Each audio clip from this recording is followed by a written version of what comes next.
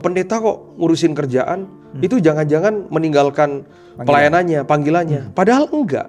Pekerjaan itu adalah bagian dari saya punya tanggung jawab untuk urusan kantong, rumah tangga, dan juga pendanaan dari kegiatan-kegiatan pelayanan yang saya kerjakan. I see.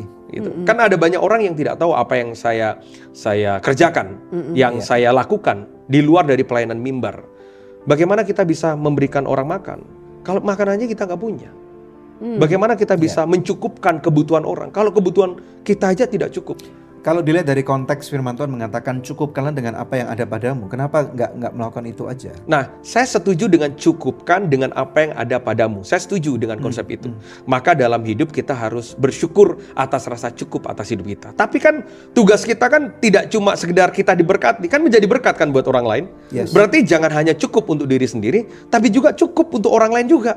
Kalau kita cukup untuk diri sendiri, kita akan egois. Kita akan berpikir makan buat diri kita, uang buat diri kita, terus apalagi berkat buat diri kita. Tapi kalau kita bisa berpikir untuk cukup buat diriku, tapi menjadi berkat buat orang lain, berarti ada yang harus kita bagikan. Dan tidak ada cara yang lain kalau kita bisa membagikan kecuali kita harus mengerjakan sesuatu yang memang kita tidak punya untuk kita bisa bagikan ke orang. Kalau kita yakin ayat ini pasti nggak mungkin salah dong. Tetapi apakah menurut David penerapannya banyak orang yang salah dalam mengerti tentang cukupkan apa yang padamu ini? Ada banyak orang yang salah menerapkan ayat. Salah satunya ada ayat yang bilang begini, bahwa kita ini kalau dengan Tuhan tidur aja diberkati. Betul kan begitu? Yes. Saya setuju dengan ayat itu. Tapi kalau bisnismu, tokomu udah 10 tuh. I see. Kalau toko sudah 10, perusahaanmu udah 50, mau tidur-tiduran juga nggak apa-apa. Karena semuanya sudah jalan. Itu ya, karena Tuhan memberkati orang yang dicintainya pada waktu tidur. Tidur.